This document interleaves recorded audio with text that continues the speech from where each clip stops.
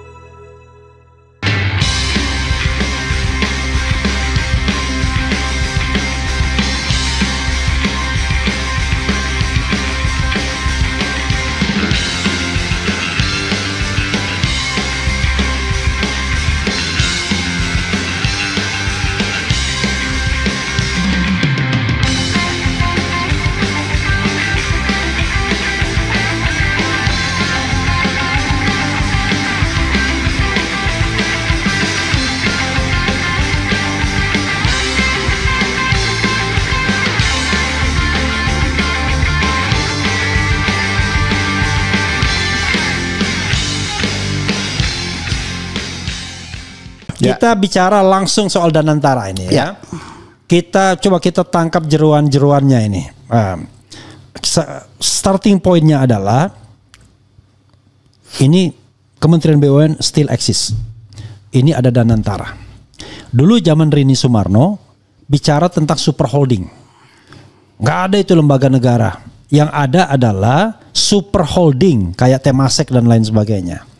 Dan waktu itu bicara tentang aset yang masih 5.000 triliun. Kalau sekarang barangkali sudah berapa ya? Kalau aset BUMN 8.000 triliun. Ya seimbang lah dengan utangnya. Pak Po ya. Nah oke. Jadi dulu super holding untuk memotong rantai pengaruh birokrasi politik ke dalam BUMN.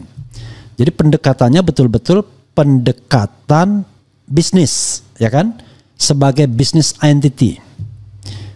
Itu yang ada di pikiran seorang Rini Sumarno yang saya tangkap dan oleh Jokowi.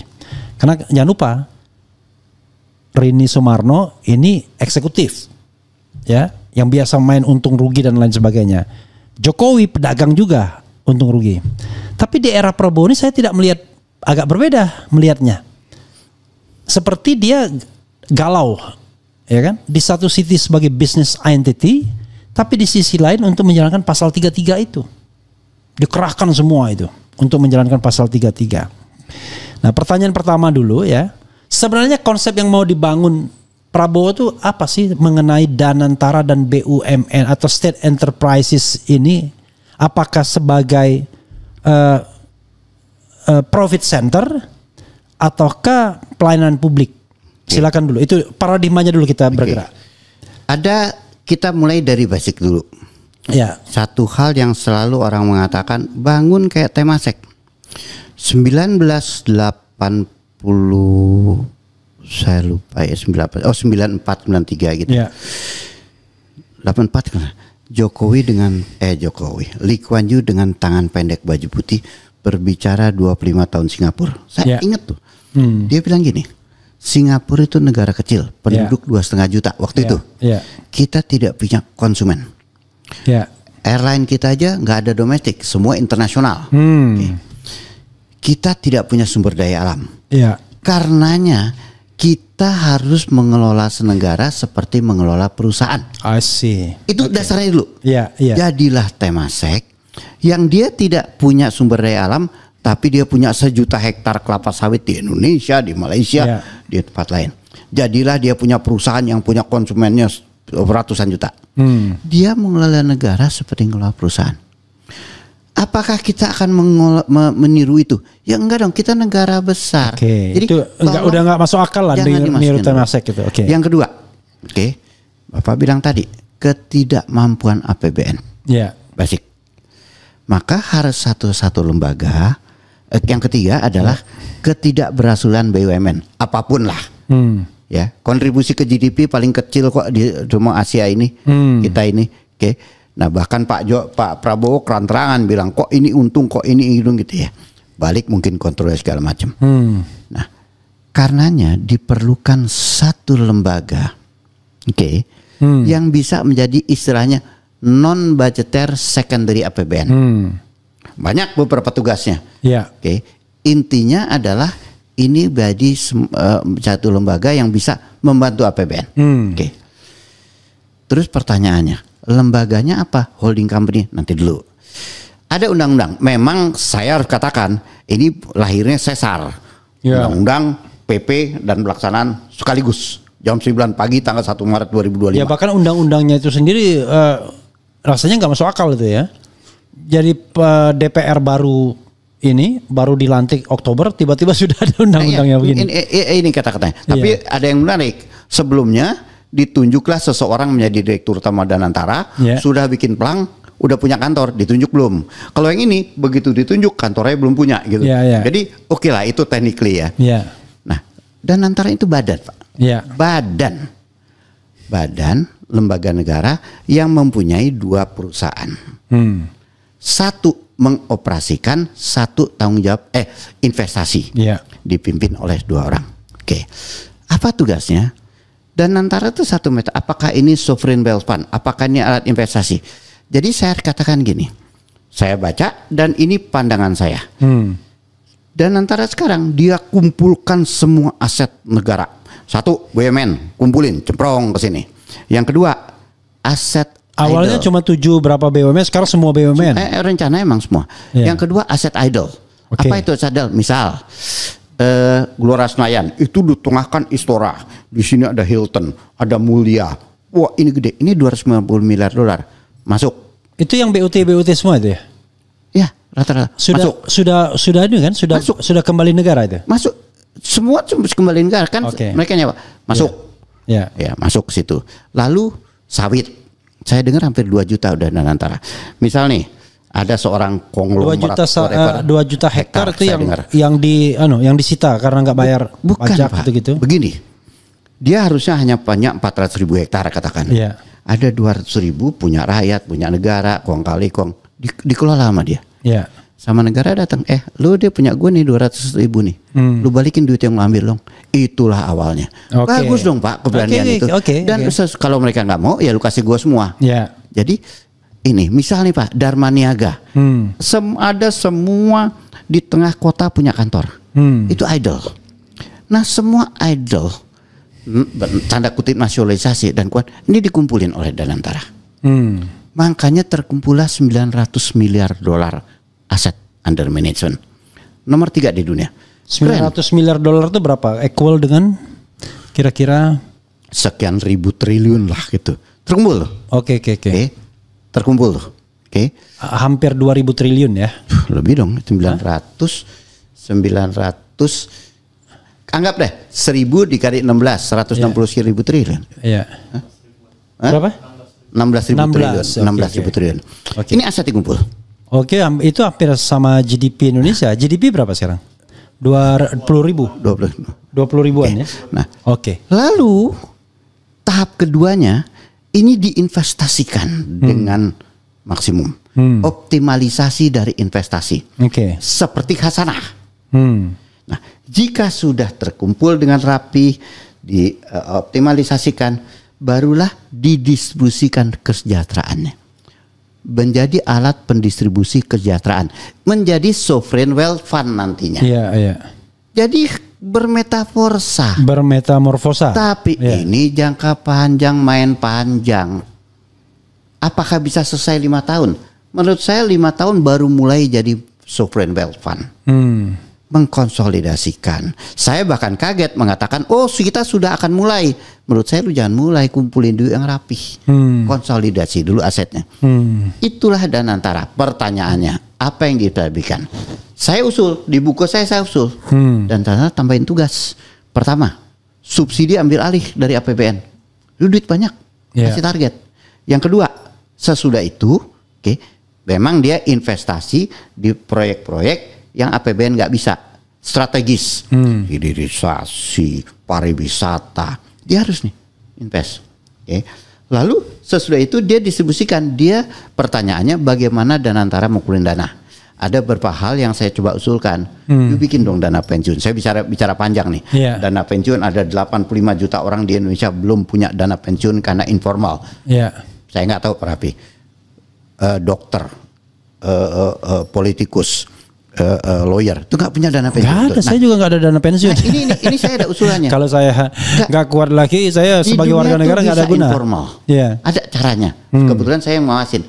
Nah, inilah Danantara. Yeah. Oke. Pertanyaannya, apa yang dilakukan? Setuju mitigasi tata cara investasi. Baru bikin, orang baru berdiri. Kalau di luar negeri bikin tata cara investasi bisa setahun sendiri. Oke. Nah memang belum bikin. Kalau bilang entar dikorupsi segala macam, dibikin aja belum. Jadi juga belum tentu. Konsultan kerja 6 bulan pasti. Ini main panjang. Oke.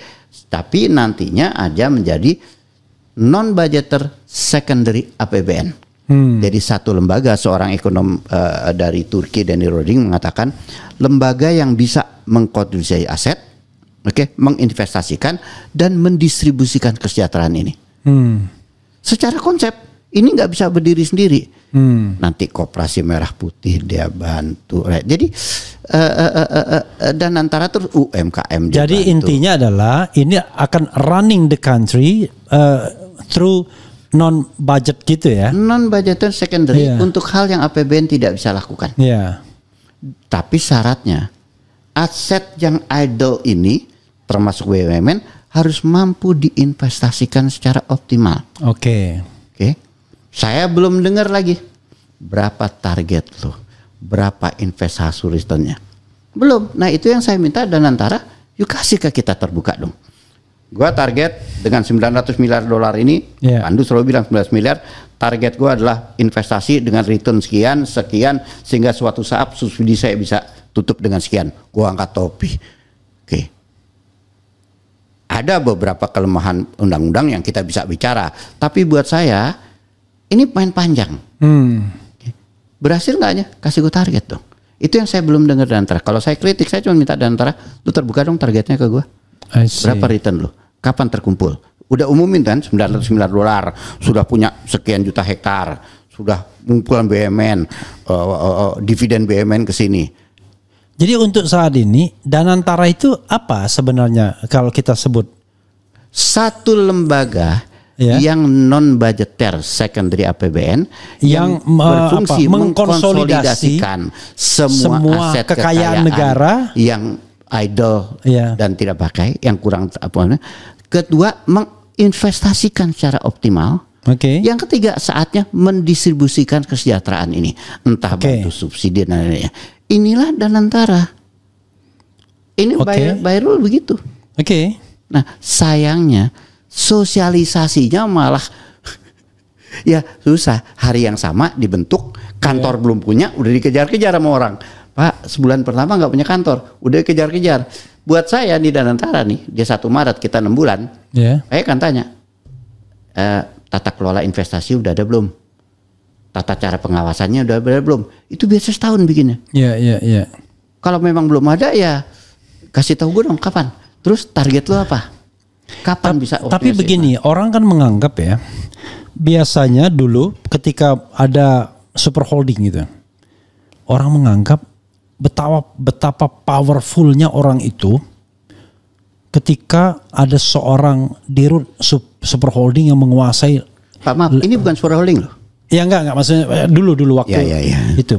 Jadi betapa ininya 5.000 triliun dia kuasai. Udahlah, semua anggota DPR semua itu pasti lobby ke sana semua, kan begitu. Nah, sekarang apakah potensi itu tidak bisa terjadi juga di Danantara? Karena dia kan secara teoritis menguasai semua aset. Itu yang saya minta. Yuk sosialisasi dong tata cara lo. Gini,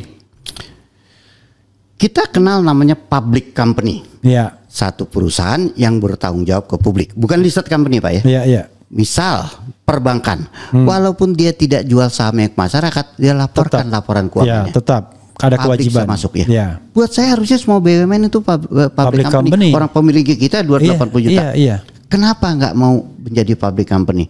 Walaupun belum listed, dia buka laporan keuangannya, dia terbuka masyarakat. Nah itu yang belum contoh. Saya pernah ngundang orang PLN di sini, nanya Tantim aja nggak dia sebutkan. Nah, itu yang saya bilang, semua BUMN harusnya public company. Ya, transparan. Bukan listed ya. Ya. Transparan. Ada aturannya, diawasi oleh OJK dan kita ikut mengawasin. Nah itu salah satu contoh. Accessible informasinya harus. Jadi kalau sekarang 1 Maret, April, Mei, Juni, Juli, Agustus, September, ya 6 bulan ini moga-moga sudah ada keluar ini tata kelola kita, ini tata kerja kita. Mereka udah ada secara undang-undang ada tuh kan, ada pengawas, dan ini target kita. Kita udah punya segini, target kita untung segini, bisa bagi-bagi segini. Itu yang saya tunggu. Secara kelembagaan selesai dong, udah ada undang-undang. Jangan ditanyain lagi dan antara itu binatang apa, enggak usah tanya, udah ada undang-undang. Ya, oke. Udah ada. Jadi buat saya itu.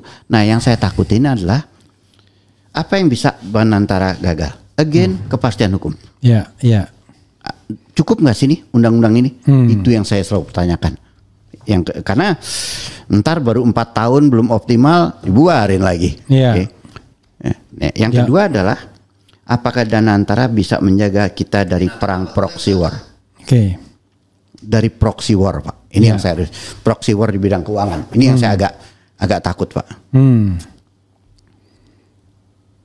Jadi kenapa proxy war di bidang keuangan ini kaitannya dengan perang dengan luar negeri? Pak, gini, Pak. Sejarah dikit dan ini. Ya. Henry Kissinger selalu bilang, yang menguasai makanan, menguasai manusia, yang menguasai energi, menguasai dunia, tapi yang menguasai kontinen, yang menguasai uang, menguasai dunia. Okay. Sekarang ini dolarisasi demikian kencangnya. Okay. Kalau kita lihat Cina dominasinya di trade, Rusia dan segala macam teknologi. Tapi yang menarik adalah dominasi daripada ekonomi kreatif itu adanya di Thailand sama Korea. Ekonomi kreatif. Oke. Amerika punya dominasi di pertahanan keuangan. Ya. Sejarah uang kan jangan dulu kita barter gitu ya, sehingga tahun 1947 berdirilah namanya Bretton Woods Convention. Oke. Dolar dipek ke emas. $1 3,5 troy emas. Terus 44 negara ikut termasuk Indonesia. Jadi stabil tuh. Tiba-tiba tahun 71 perang Vietnam, Nixon mau cetak uang nggak bisa karena dia bilang emas tuh nggak cukup. Dia umumin gampangnya dengan ini dolar tidak dipek lagi ke emas, berantakan dunia. Oke. Nah jalan dia menguasai menguasai infrastruktur keuangan dolar. Transaksi Indonesia sama Vietnam kok pakai dolar sih, apa hubungannya?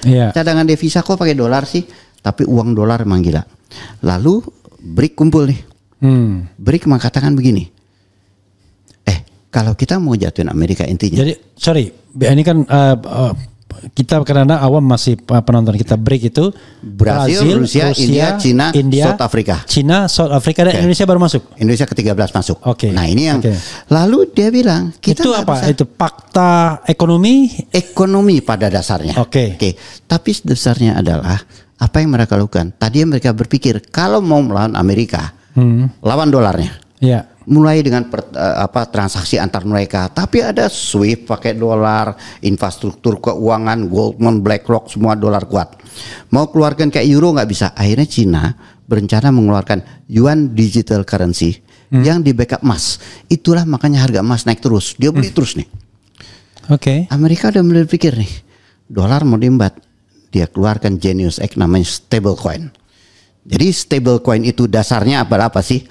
Satu aset digital, yang dibuat bisa dipertukarkan dan diperdagangkan melalui blockchain. Ini intinya adalah dia bilang gini, gue pakai $1 plus 1 T-bill, keluarlah 2 digital coin. Dan ini diperdagangkan, dipertukarkan secara digital. Apa dasarnya, Pak? Ada beberapa negara tidak bisa investasi di dolar, dia bisa pakai digital coin. Oh sih. Bapak tidak mau nggak bisa buka tabungan dolar. Ya. Beli ini digital coin. Jadi deh. Tapi ini digital coin, digital stable coin. Tapi ininya ada, bendanya ada. Di komputer dong. Nggak ada semua ini. Oh, aset digital namanya. Oh sih. Nah, yang dahsyat adalah kayak orang trading emas tapi emasnya kagak ada. Tapi dolarnya ini dolar giralnya bertambah. I see. Orang yang tidak bisa invest di dolar sekarang bisa. Orang yang tidak bisa punya dolar sekarang bisa. Dan hebatnya keuntungan. Artinya itu walaupun dia ini ada koin digital itu, tapi Ada dia aset juga terus men-trigger dolar. Ya, kan gini. Ya. Aset digital ini ada underlyingnya konkret. Ya. Misal satu stablecoin Genius ini Ya. di backup oleh $1 dan 1 T-bill. Ini non interest bearing. Artinya Amerika dapat duit dolar, yang ini dapat bunga. Tapi ini Pak, kalau kita mengharapkan Indonesia bisa kena loh Pak, karena kita kalah, rupiah kita bisa melemah. Ini bisa debat panjang. Ya. Tapi intinya proxy war di bidang keuangan sekarang kencang. Kita nih Pak, jika nih negara itu macam-macam kita, dia punya rating agency, punya dia Pak, 3 Standard & Poor's, dia punya MNCI bobot, Ya. yang namanya BlackRock, punya uang 170.000 triliun rupiah aset under management, 170.000. Cadangan devisa kita aja cuman BlackRock 2000. itu perusahaan. Aset manajemen milik Amerika. Oke, semacam Danantara juga. Beda. Bukan, dia aset manajemen Oh, beneran. oke. Dia ngumpulin uang dari dana pensiun segala Iya, macam. iya, iya. Lalu 20. di manage. Di manage 170.000 triliun terbesar di dunia. Oh, jadi termasuk dia investasi kemana-mana. Dialah negara terbesar di dunia. Iya, iya. Negara kita aja badianya cuma 3.000 triliun. Iya, dia berapa triliun kalau di 170.000 triliun 170 rupiah. Iya, iya. Jadi ini nih, terus dia bilang, jual rupiah kita. Dan itu Jual apa saham swasta kita. itu? Swasta. Itu negara 20 aset manajemen Amerika terbesar itu jumlahnya 1 juta triliun, Pak. Iya. Kita ini kecil, Pak, negara. Jadi kalau kita mau dihantam mudah banget gitu. Tahun 98 kena dengan hanya 50 miliar dolar. Oke. Dia perintahin turunin rating Indonesia. Bisa mereka lakuin. Oke. Turunin bobotnya, jual rupiah, jual saham. Nongkot kita. Apapun infrastruktur Amerika di bidang keuangan sangat kuat. Nah, ini buat saya dia keluarkan stablecoin. Ini kemarin nih. Trump itu di White Rose Garden sore-sore sambil minum champagne dia bawa kayak gini. Ini semua akan gue kenain 32% ya. Kan ingat gak dia bilang? Iya, iya, iya. Pak, perusahaan itu nggak berkurang untungnya segala macam. Jalan. Pasar modal turun 7% sedunia. Jebol. Hanya karena pernyataan itu. 3 hari kemudian Trump ngomong lagi, ntar deh 3 bulan gue kasih kesempatan. Balik ke Naik pasar lagi. modal. Itu ribuan triliun dolar. Mudah sekali untuk menggoyang pasar. Perception, Pak. Ya, ya. Perception. Di situ kuatnya Amerika. Memang dominasi dari keuangan dan pertahanan Amerika yang menguasai makanan, menguasai orang, yang menguasai energi, menguasai kontinen benua, yang menguasai uang, menguasai dunia, apapun dia kuasain. Nah, ini perang dalam bidang ini, BRIC memang mencoba melawan dengan yuan digital currency. Saya ngelihatnya stablecoin ini membuat dolarisasi akan menjadi lebih kencang. Justru nggak pengaruh yuan currency itu digital itu Karena nothing. bukan hanya mata uangnya, Pak. Infrastruktur, ada aset manajemen yang sudah menguasai uang, investasi di seluruh dunia. Di pasar modal kita juga ada yang kuasain kok, dia duitnya. Iya, iya, iya. Belum lembaga seperti rating, Iya. Standard & Poor's, Fitch itu semua Amerika. Pembobotan, ada yang namanya MNCI, menentukan bobot investasi suatu negara di dia, Pak. Nah, ini memang sesuatu yang kita harus hati-hati. Nah, dan antara saya berharap sih bisa terlibat di sini. Oke. Jadi entah info mengeluarkan stable coin kan bisa kan rupiah. artinya dia tidak head to head. Tapi dia masuk di dalam sebuah sistem. Kita Sun Tzu bilang kalau terlalu kiliat jangan dilawan kan gitu ya. Bagaimana kita tundangin gitu ya. Iya, iya, iya. Dan ini memang bisa diskusi panjang. Iya, iya, diskusi panjang sekali. Saya mereserve otak saya untuk yang namanya aset kripto 10%. Tapi dengan ada stablecoin ini saya mereserve 40%. Apakah akan jadi mata uang dunia? Saya katakan gini, aset digital yang dibuat dan bisa dipertukarkan. Buat saya ini nggak jadi currency. Hanya melalui handphone aja. Hah? Sangat handphone hilang, lupa itu uang bapak hilang. Lupa.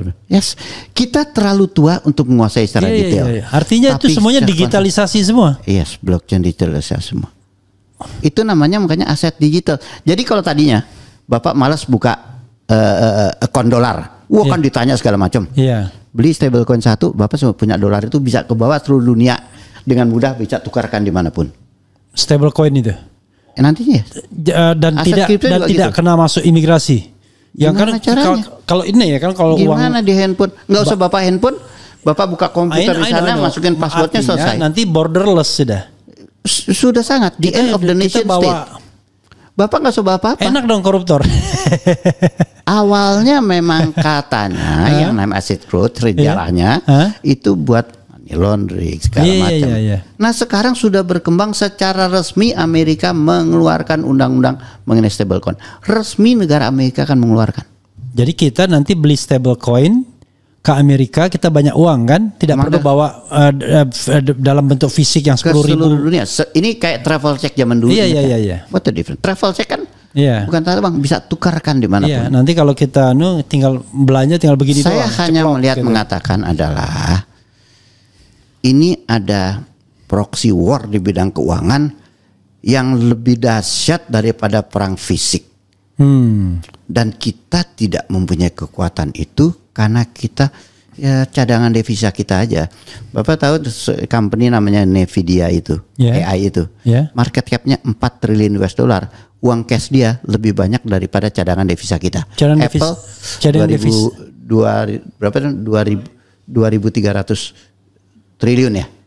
Ya kira-kira 2.300 triliun. Triliun rupiah ya? Ya, uang cash dia lebih banyak dari itu, Pak. Kita berapa? Ya beda, banyakan dia lah Pak. Kalau nggak salah mereka sekitar 3.000 triliunan uang cash. Market cap dia satu perusahaan lebih besar dari 900 perusahaan yang listed. Ini keuangan nih saya agak takut karena passion antara pemerintah, OJK, BI, KKSK ini kurang dilihat Pak. Ini adalah perang yang kita susah menang Pak di bidang keuangan. Lalu apa untungnya kita masuk break gitu? Artinya kapitalisasi break itu nggak ada apa-apanya dibandingkan dengan bahkan swasta di Amerika. Boleh nggak saya yang tanya itu ke Bapak? Ya saya nggak ngerti, saya bukan orang ekonomi. Buat saya Trump marah kok kita masuk BRICS. Dia ngomong marah, terbuka, dia bilang kenapa masuk BRICS. Nah tapi buat saya ini keputusannya berbicara kita punya alternatif market buat dagang. Tapi saya harus secara mengatakan kalau bicara keuangan sementara jangan berantem dari Amerika. Straight saya katakan. Dia punya infrastruktur keuangan yang dahsyat. Karena gaya kepemimpinan Prabowo ini kan high profile ya, tidak hanya di dalam negeri tapi di luar negeri dia berusaha high profile untuk menunjukkan bahwa Indonesia itu negara besar dengan kemampuan macam-macam lah. Dan itu yang membedakan dengan Jokowi yang tidak bisa high profile karena kemampuan terbatas. Ini sorry to say ya. Kan orang itu kan berani bertarung secara pribadi karena menganggap dirinya kuat dan hebat. Dan itu tidak dipunyai oleh Jokowi untuk bertarung di luar negeri. Prabowo bahkan berani berpidato. Ini nanti PBB pidato kan? Iya, makanya berani pidato. Nah, ini mohon maaf ya, ngajari orang tuh kadang-kadang. Ngajari orang kemudian nyikat orang dengan bahasa Inggris yang sangat sangat terbuka, dia kayak ngomong Indonesia aja, ngomong bahasa Inggris itu. Jadi nggak ada pakai diplomasi gitu-gitu dia. Nah, saya membayangkan ya, ini kayak Little Soekarno, jadi kayak Soekarno kan, negara infrastruktur nggak kuat, belum kuat betul, tetapi secara pribadi dia sudah tersohor di internasional kan. Mana ada presiden Indonesia yang diundang pesawar Hollywood untuk keren loh itu kan keren itu. Iya keren banget tuh. Tapi kan the end of the day ya ekonomi nyungsep gitu. Nah kalau dilihat ini pembicaraan dia kita judgement ya, tidak konspirasi teori. Pojoknya tetap tolong bantu negara gue dong, tetap begitu. Beliau bisa komunikasi dengan Trump dengan bagus menurut saya. Siapa? Pak Prabowo. Pak Prabowo bukan Pak Jokowi, Pak Prabowo. Pak Prabowo bagus. Dia komunikasi dengan negara-negara semua di dunia bagus. Sekarang pertanyaannya bagaimana monetize ini secara kenyataan. Memang itu pertanyaan bukan dasar. Janji-janji melulu. Kalau kunjungan ke luar negeri begitu kan. Wah, ini janji untuk investasi sekian. Enaknya sekarang sudah ada lembaga secara Danantara yang secara terbuka, gue manage 900 miliar dolar nih, ayo masuk ke gua. Jadi Itu makanya Hosan diajak terus. jadi keren gitu ya. Dan kalau enggak di bawah Nomor berapa tadi? 900 miliar dolar, nomor 3 di dunia sekarang aset under management. Setelah Saya lupa aja. untuk Sovereign itu Wealth Fund. untuk Itu negara Skandinavia ya nomor satunya. Norway nomor satunya. Ya. Kita nomor 3. Pertanyaannya adalah itu under the state ya, under the country Iya. ya, bukan swasta ya. Enggak. Iya. Swasta beda lagi. Enggak. Sovereign Wealth Fund itu negara. Oh, Jadi oke, intinya oke. Sovereign Wealth Fund adalah dana tersisa dipakai untuk masa depan. Oh, Kita belum oke. bisa, Oke, karena dana kita nggak sisa. Iya, Makanya kunci utamanya adalah Ya saya terus saya agak bingung ya. Ini sebenarnya dia ini perusahaan atau apa? Kan kalau sovereign wealth fund dana itu dikumpulkan untuk kesejahteraan masyarakat. makanya nanti kalau udah 5 tahun Oke. kumpulin dulu asetnya. Ya. Gamenya sekarang adalah rapihkah ngumpulin asetnya. Ya. Sesudah itu mampukah Pandu menginvestasikan secara optimal. Ya. Pada saatnya mendistribusikan kesejahteraan ini. Pasal 33. Menjadi sovereign wealth fund. Ya, atau untuk pembukaan undang-undang dasar. Ini Panglima. seperti sovereign wealth fund. Nah ini main panjang bro. Pertanyaannya itu diterusin kan nanti nih. Harus. Ini game changes loh. Pertanyaannya memang setuju tadi kata-katanya. Sudah ada Rosan CEO. Kenapa masih ada Menteri BUMN dengan 3 deputy dengan 3 wakil, 6 deputy dan ini pertanyaan. Iya. Ya betul, saya setuju kenapa masih ada ya. Iya. Kalau usulan saya, Ya. menteri itu diganti menjadi menteri privatisasi, jangan menteri BUMN. Oke. Karena salah satu sumber utama daripada Danantara nantinya adalah selain dividen, optimalisasi, adalah privatisasi. Oke. Yang langsung dibagikan, didistribusikan pemerataan pendapatan melalui pemilikan, konsep privatisasi. Harusnya PMN nggak ada lagi dong. Enggak ada dong. Iya. Enggak ada dong. Adanya modalnya Danantara. Makanya kan saya kalau dulu bilang, kan wah belum apa-apa minta PMN dari APBN. Sekarang sekarang harus nggak bisa. harus nggak boleh itu. Enggak. Iya. Danantara atur-atur cash flow dah. Iya. Ya. Nah itu yang saya setuju. Oke. Pokoknya dalam tata kelola Danantara yang mengelola BUMN salah satunya tidak boleh lagi ada sumber dari APBN. Di undang-undang masih dibuka. Nah, Jika saya lupa kata-katanya, Iya. intinya jika diperlukan masih bisa. Oke. Ada nih. Tapi buat saya, ini 2 tahun pertama memang bagaimana mengkoleksi semua aset. Kalau Danantara udah bisa bilang kita 900 miliar dolar, udah ada nih. Dan tolong dong investasikan secara optimal supaya bisa distribusikan kesejahteraan itu nantinya. Dan kita mau dengar berapa target lo? ada nggak misalnya utang ya direct tuh? Kalau selama ini kan BUMN itu cari uang sendiri melalui pasar modal atau langsung. Saya nggak tahu ada pinjaman langsung atau enggak. Ada. Ada ya. Nah, sekarang mereka nggak boleh. Danantara yang Kan semuanya. tetap di bawahnya 2. Bisa dong. Kan Danantara ada holding operation investasi. Ya. Bisa aja seanak perusahaan nih. Misal nih Mandiri kan tetap berhutang ke masyarakat. Iya, Bisa iya. aja dong. Buat saya bisa. Dan bisa memang. Wah itu tata kelolanya luar biasa Nah itu. itulah yang kalau orang asing setahun tuh persiapin dulu tuh tata kelola, cara investasi, pengawasan. Nah kita udah dikejar-kejar mana hasil Saya lo. membayangkan ya, zaman Jokowi itu kenapa orang suka sekali utang BUMN misalnya? Karena ada duitnya, ada fee-nya. Semua sejahtera, negara yang boncos ya kan? Nah, Begitu ini dia memang- ngambil utang, entah dari pasar modal ya kan? Entah dari utang langsung, kan selalu ada yang terlibat kemudian mendapatkan fee, belum lagi kalau ada korupsi. Katanya. Yang normal aja. Tembok bilang PNM juga ada katanya, Iya. tapi kan kita nggak pernah ada bukti gitu ya. Ya. Tapi Tapi itu kan make sense kan, masuk akal kan? saya mencoba mengatakan ini bukan rencana populis, tapi tata kelola ekonomi baru yang unfortunately buat saya sosialisasinya kurang. Ya. Yang kedua adalah masa persiapannya kok nggak ada.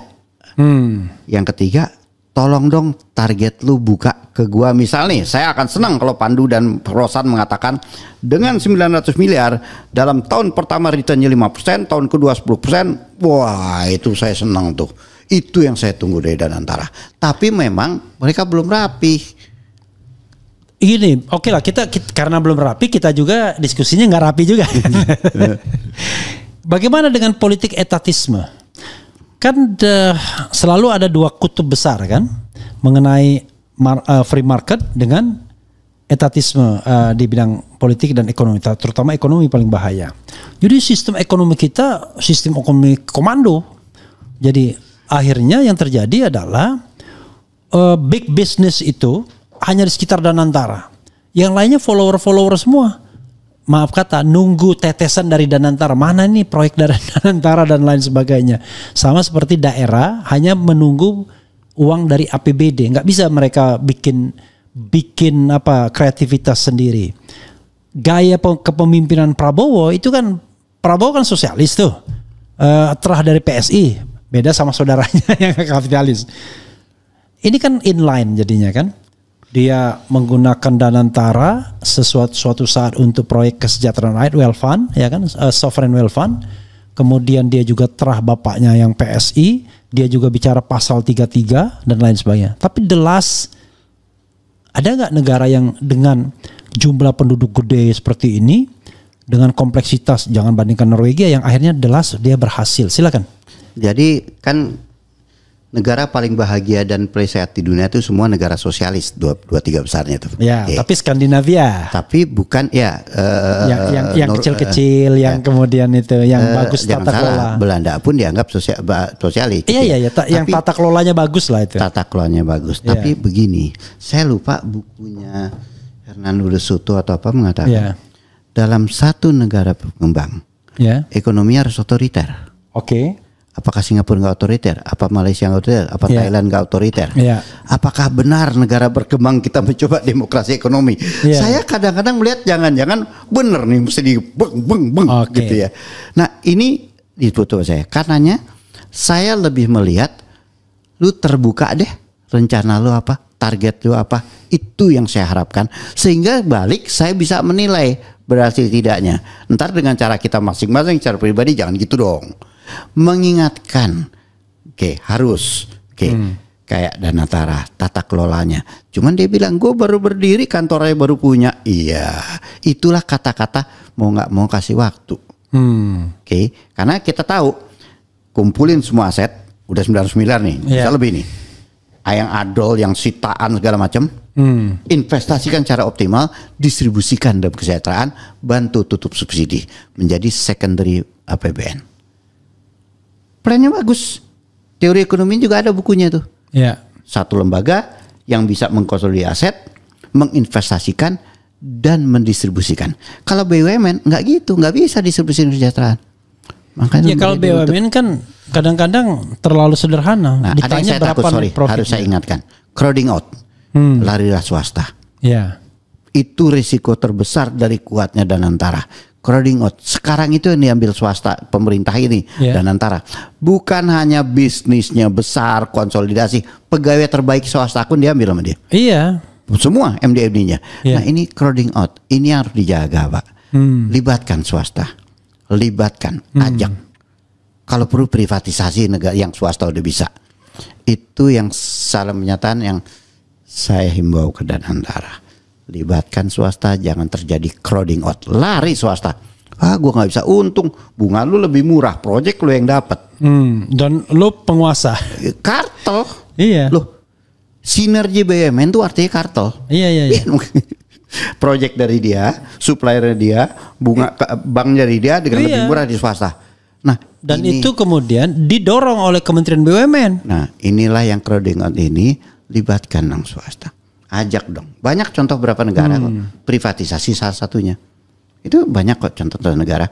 Benchmarking bisa dibikin kok. Tapi ya kasih saya targetnya deh. Gini misalnya ya, kita pakai yang nyata gitu. Menurut Pak Tito, apa institusi swasta milik mayoritas sahamnya Indonesia ya, bukan asing, yang bisa menjadi role model tapi di luar negara, misalnya apa? Kan lembaga-lembaga terbaik itu unfortunately sebagian besar sekarang speaker asing.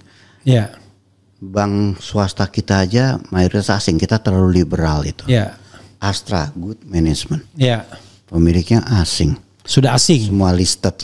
Dari Itu dulu rata-rata atau semua baru divestasi ke asing sekarang. Terakhir itu dong, pada saat Jardine masuk itu kan asing pemiliknya Hong Kong.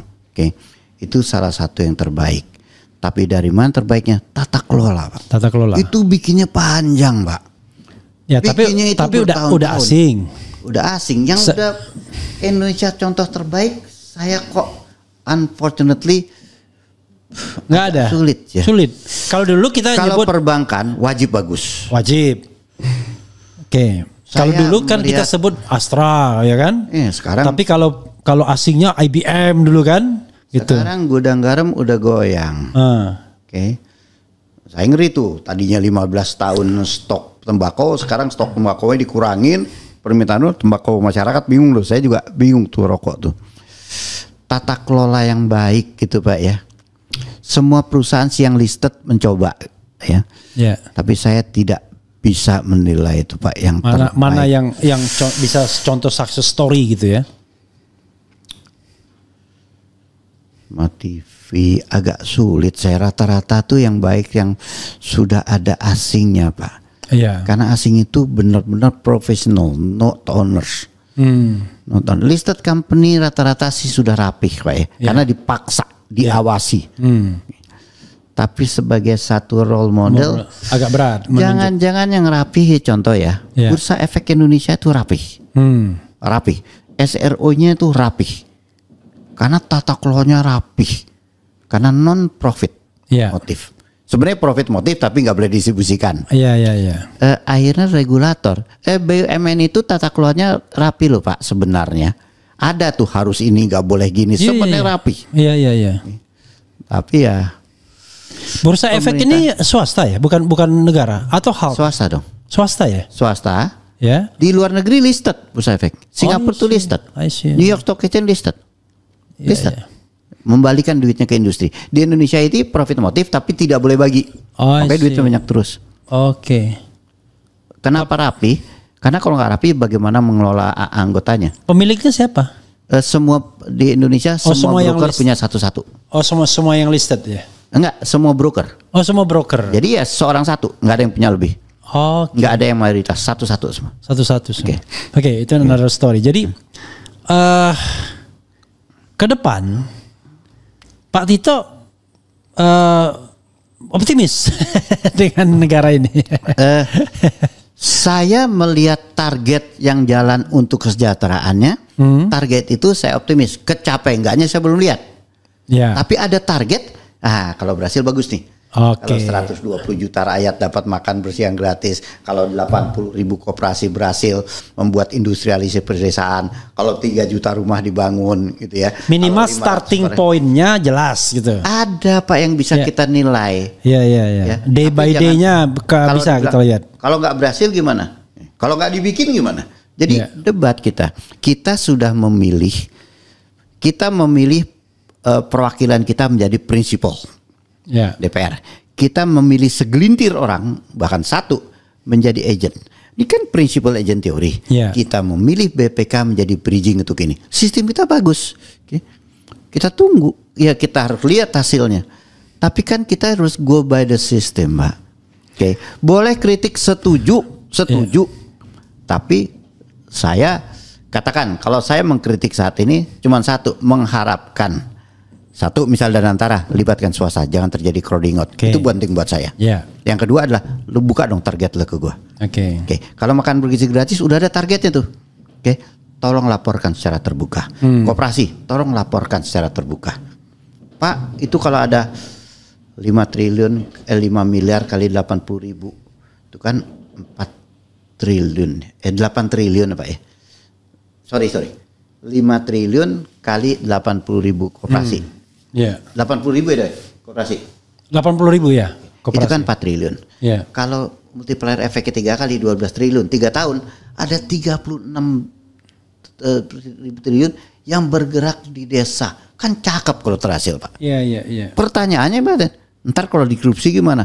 Ntar kalau ini gimana? Ya susah juga ya. Iya. Susah juga ya. Ya tapi gini, Kan ketika orang bicara ntar korupsi dan lain sebagainya, itu kan warning, bukan berarti kemudian mau menyetop itu.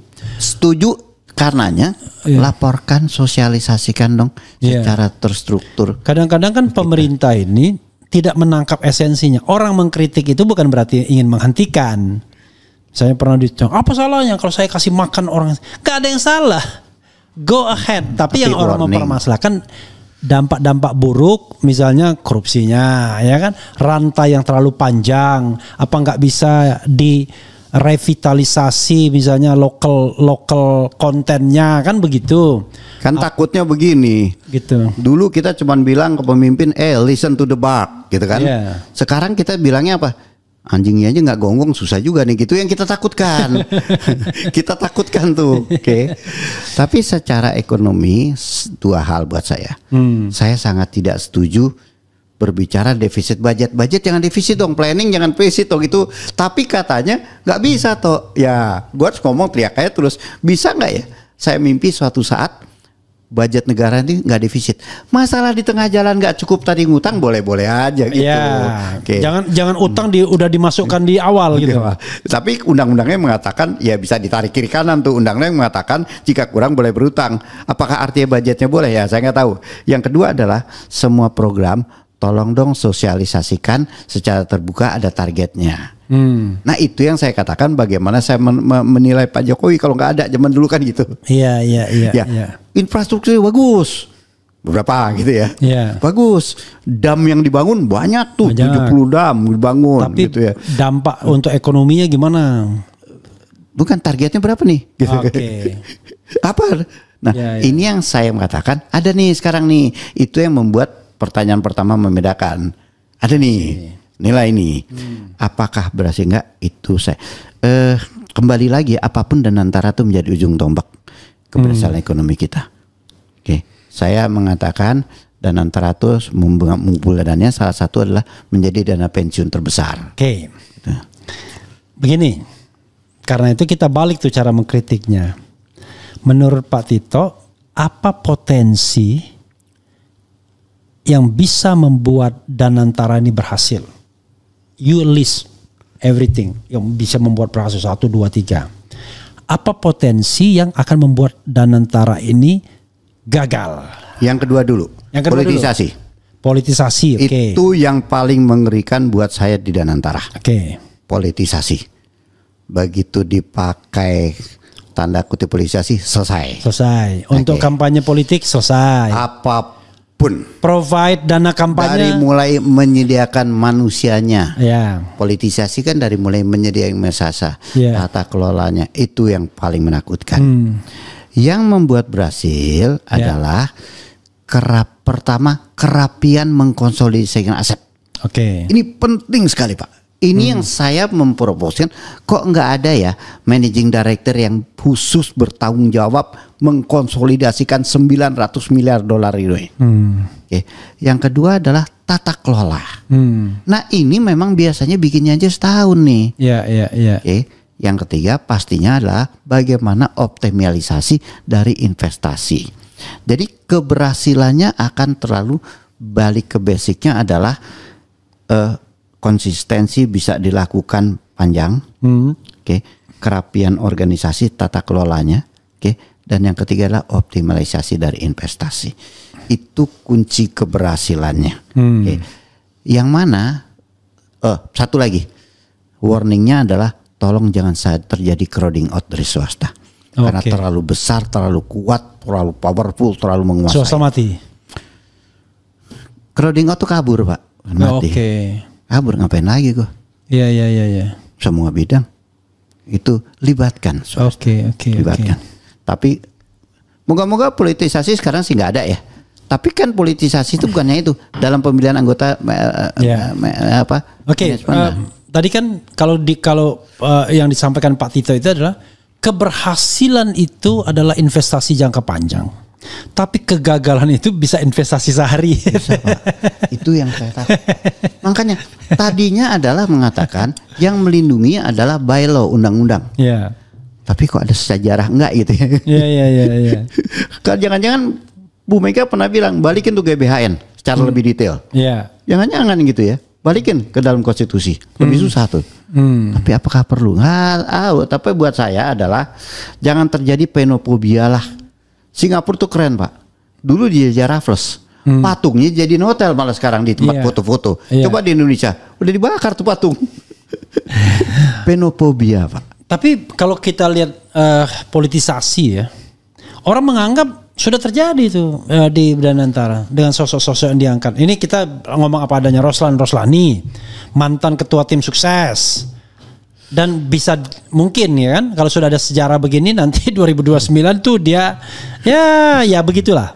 Kemudian siapa si Dani apa Oscar apa? Ya, Oscaria. Itu juga nggak kadang-kadang ada juga persoalan-persoalan yang terkait dengan integritas, persoalan yang terkait dengan doing his bisnisnya ya kan. Saya kan nggak bisa eksplisit. Pandu Sahrir, kita tahu siapa gitu misalnya. Belum lagi dewan pengawasnya ada Jokowi di situ, ada SBY. Tapi dewan pengawas berpengaruh gak ya? Lalu asing. Ngapain tuh ada Thaksin Shinawatra gitu? Radelio. Iya. Mundur dia. Orang investor taruh situ, mending gue invest katanya. Jadi insider trading istilahnya gitu ya. Tapi itulah yang dikatakan Pak. Ini lahirnya sesar. Asih. Undang-undang bersamaan dengan PP bersamaan dengan pengangkatan. Biasanya undang-undang, PP-nya dibikin, lalu ada seleksi. Tapi udahlah, ini udah terjadi nih Pak ya. Setuju. Makanya saya bilang, ya buktikan deh gitu. Saya lebih melihat memilih manusia tuh kan cari kerjaan sama cari orang yang bagus sama susahnya Pak. Iya. Nah kalau supir itu kadang-kadang kalau supir yang bagus ngerti mesin, tahu jalan, dia nyolong bensin. Tapi supir yang baik itu tidak nyolong bensin, rajin, nggak ngerti mesin. Kadang-kadang pilihan tuh Pak. Tapi saya kadang-kadang mau menilai manusia. Ya kadang-kadang kan orang juga butuh dia agak nyolong-nyolong sedikit tapi dia workable. Yang penting jangan lagi. Tapi bukan, saya nggak mau bilang jangan lagi karena saya menjudge. Tapi buat saya ini sudah ada. Jangan putus dulu deh. Lu kasih gue targetnya, lu buktikan lu mampu deh. I see. Jadi kita tidak melihat masa lalunya. Kalau kita ngelihat kaca spion tuh kaca spion kecil Pak. Iya. Lihat tapi kaca yang kita gede lihat aja deh. Yang kedepannya gitu ya. Tunjukkan. Buat dia challenge. Iya. Tapi jangan salah loh Pak. Dia kemuliaan. Tapi undang-undang korupsi kita kan sengaja tidak sengaja, langsung tidak langsung, diri sendiri orang lain berpotensi merugikan negara. Itu resikonya tinggi loh tahu orang-orang. Ada good newsnya, entah dikabulkan atau enggak. Jadi termasuk saya ya menyampaikan amicus curiae mengenai penghapusan pasal 2 dan 3 undang-undang korupsi. Karena undang-undang korupsi pasal 2 dan pasal 3 itu membuat penegak hukum malas untuk mencari bukti bahwa orang itu benar-benar korupsi. Terlalu gampang. Jadi kayak Tom Lembong. Kan unsur korupsi itu dengan menyalahgunakan kewenangan atau melawan hukum, memperkaya diri sendiri atau orang lain dan merugikan keuangan negara. Sengaja tidak sengaja, langsung tidak langsung. Ya. Let's say Tom Lembong tidak dapat apapun. Terbukti dalam sidang dia tidak mendapatkan aliran dana apapun, baik langsung maupun tidak langsung. Kan biasa aja mengingkar dan gitu. Termasuk pihak yang terafiliasi dengannya. Tapi tetap saja memperkaya orang lain. Dianggap memperkaya orang lain, kemudian ada kerugian negara dan ada unsur melawan hukumnya. Kalau begitu semua Pak, Jokowi itu bisa berkali-kali itu dipenjara kalau gitu. Pak, Bapak ngajak pejabat negara makan sampai jam 4 sore. Iya. Berpotensi. Iya makanya. Bukunya John Tenunan kan Hakim yang Bangun Bribery. Iya. Korupsi itu nyogok titik. Itu makanya kemudian kita harus balikin bahwa yang namanya korupsi itu harus ada unsur niat jahatnya. Niat jahatnya itu terjelma dari apa? Ya kamu terima sogokan, kamu terima duit, kamu melakukan markup gitu-gitulah. Yang jelas bahwa memang ada keuntungan yang didapatkan diri sendiri baik langsung maupun tidak langsung atau pihak-pihak yang terafiliasi. Tapi kalau semuanya clear nggak ada, negara ini kan nggak bisa untung semua. Kalau begitu Pak Jokowi berkali-kali itu harus didakwa melakukan tindak pidana korupsi karena dia merugikan keuangan negara sering sekali. Tapi shock terapinya harusnya sudah cukup Pak ya. Apakah itu artinya? Shock terapinya belum lah. Saya menganggap kalau ditanya ke saya, Iya. apa sumber korupsi sih? Pak, buat saya 3. Iya. Consumerism, Ya. feudalism, Ya. dan hedonism. Oke. Ini sumber utama bagaimana seorang tidak pantas pengen punya Rubicon karena istrinya pengen punya tas bagus. Consumerism, Pak. Oke. Dan ini negara harus hadir. Ya. Bisa loh Pak. Ini feudalism. Gila Pak. Seorang direktur BUMN kalau datang tuh disambut di airport, turun ke bawah 10 orang foto-foto. Ya. Itu hal kecil tapi banyak Pak. Ini feudalism nih gila. Oke. Yang ketiga membentuk hedonism. Menurut saya negara harus hadir untuk ini Pak. Nah, tetapi itu harus dicontohkan oleh pejabat-pejabat publik, Pak. Gimana kita datang ke perkawinan, ya kan? Mobil yang termewah di situ adalah mobil pejabat publik. Gimana? Lalu diparkir di tempat khusus kan? Kan semua orang melihat dengan mata telanjang. Gimana ini kita kasih contoh yang baik? Tiba-tiba orang bilang, waduh, kemuliaan itu adalah satu, kalau Anda punya jabatan, ya kan? Kemudian Oh, langsung. Kalau kita ada perkawinan salam duluan. Terima kasih Bapak ini yang sudah datang. Bapak. kemuliaan tuh. Kemuliaan. Yang kedua banyak duit, banyak harta, kemuliaan. Tapi ternyata nggak cukup juga. Anda harus beli gelar. Maka jangan heran. Jadi gelarnya bisa profesor doktor, duitnya bisa banyak betul, jabatan publiknya ada, dan pengaruh kekuasaan politiknya juga gede. Ya sudah jadi raja dia. Itu dari mulai consumerism keluarnya feudalism, Hedonism. jadi hedonism. Jadi satu di situ. Itu musuh negara Pak. Musuh negara itu Pak. Oke. Sampai hal kecil loh Pak. Consumerism hal kecil. Ya. Seorang pengembala kambing dulu dia main suling, Ya. lalu begitu minum pakai kendi. Ya. Sekarang dia ngembala kambing sambil main WhatsApp. Hei lagi apa? Oh lagi gembala kambing 2.000 perak deh. Ya. Begitu minum 3 in 1. Oke. Biaya mengembala kambing dia lebih tinggi daripada apresiasi harga kambing kita. Oke. Dulu zaman Pak Harto yang namanya franchising makanan internasional hanya boleh sampai provinsi Pak, kabupaten. Sekarang sampai desa. Bahkan franchise yang toko pasar tradisional mati semua. Nah, kadang-kadang ngeri juga. Apapun sekarang harus pakai smartphone. Ya. Itu mau nggak mau semua orang punya. Jadi ngeri Pak. Iya. Iklan Pak. Iklan itu lebih jahat daripada ngerokok. Itu consumerism. Ya. Makanya dulu hanya boleh setengah jam. Seorang petani di Cina Ya. pakai jin, pakai topi karena keren. Padahal biasanya pakai celana pangsi. Ya. That's part of consumerism. Musuh negara kita itu Pak. Consumerism itu yang membuat golongan menengah jadi kurang. Ya, tapi Indonesia ini susahnya adalah pejabat-pejabatnya memberikan ilham kepada bagi rakyat bahwa Anda tidak perlu kerja keras, gitu kan. Tapi Anda dapat kemuliaan dalam tanda kutip, caranya gampang. Nempel-nempel di kekuasaan. Atau ya kan? jadi politikus Pak ya? Iya, jadi politikus. Kalau dulu ini kalau William Liddell ditanya dibikin koran di Tempo. Ini ada 3 anak mau jadi presiden, mau jadi panglima ABRI dulu, mau jadi pengusaha. Nasihatnya apa? Masuk ABRI Akabri. Satu. Kalau sekarang enggak. Masuk partai politik. Tapi kan itu efek dari demokrasi yang Bapak perjuangkan juga dulu. Enggak. Kalau saya lihat orang kan kadang-kadang bicara tentang demokrasi itu secara separuh. Kan demokrasi itu kan ada juga, demokrasi itu kan harus bersanding dengan nomokrasi, dengan tata kelola pemerintahan, dengan rule of law dan lain sebagainya. Nah ini yang nggak kafa. Kita demokrasinya tapi misalnya kan demokrasi harus bersatu dengan integritas. Semakin Anda terbuka, kan itu tuntutan dari demokratisasi ya, orang bisa ngomong apa aja. Artinya Anda ini demokrasi loh. Anda nggak bisa korupsi sembarangan. Harusnya kan begitu kan? Harusnya kan inline. Karena ini demokrasi, Anda nggak bisa lagi feodalisme gaya dulu. semuanya ditutupin, semuanya beres dan lain sebagainya. Tapi kan kita itu kayak ada orang mengatakan perbenturan budaya, tetapi begitu kita bentur budaya, kita mengambil hal yang tidak esensial dari budaya tersebut. Celana jeans yang kita ambil bukan budaya kerja kerasnya, tapi untuk gaya-gayaan. Makanya kemudian jeans digunakan di perkotaan bahkan perkawinan. And that's consumerism. Ya.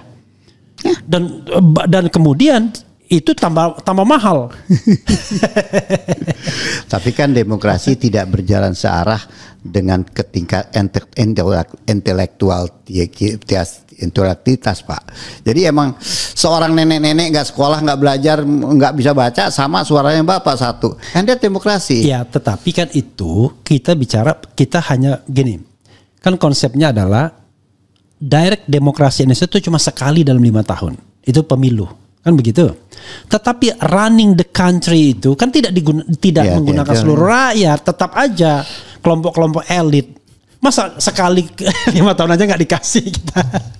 Tapi kalau ada money politik dan lain sebagainya kan itu kan kerjaan elit, bukan kerjaan mereka. Mereka kan objek bukan subjek.